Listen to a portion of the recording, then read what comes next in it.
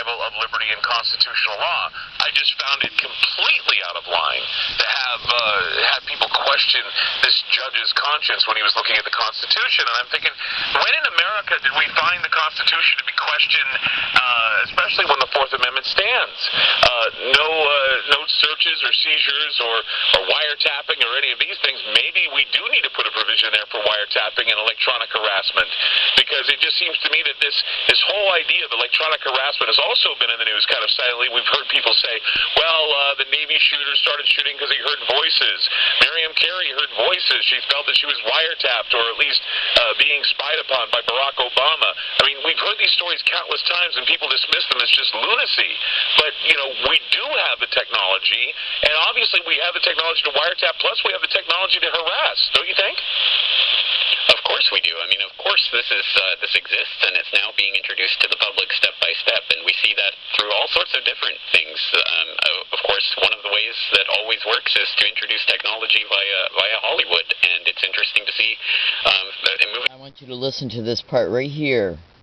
And this is one of the parts right here that's going to confuse people, because the people has no idea at all, that Hollywood and the government literally work hand in hand. They have no idea at all. They are behind some of the most popular movies that have been made. You would not believe what I know. And so what I'm trying to illustrate to you is that things that the government has developed years and even decades ago have been featured, okay, through clever means in movies. And you can't get the public to even begin to research it unless they're smart. Unless they take that extra step to investigate it. Just listen. Like Minority Report gets cited again and again and again and again because of the technology that was in that report that suddenly, imagine that, now a few years later, we actually have this technology. And mind reading. It's not a few years later. The concept was there. It's what brought the movie about.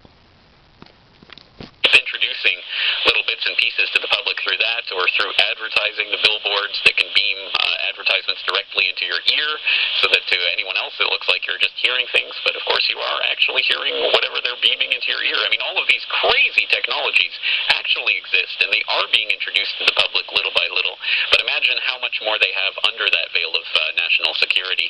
And we talk about how crazy it is that now the government and the media is coming out and saying that this ruling, that this is all unconstitutional, is way out there. But it gets even worse, actually. Foreign Policy just had an editorial from a professor at Tufts University who got to spend the day at NSA headquarters in Fort Meade, and he reported that one of the NSA officials was talking about how he was so mad at the media for misreporting and misleading the American people about what's going on, that he said that he hoped the Obama administration would crack down on reporters, and the direct quote is, "I have some reforms for the First Amendment," which is a pretty chilling, terrifying thing to be hearing from someone who is obviously part of this cryptocracy.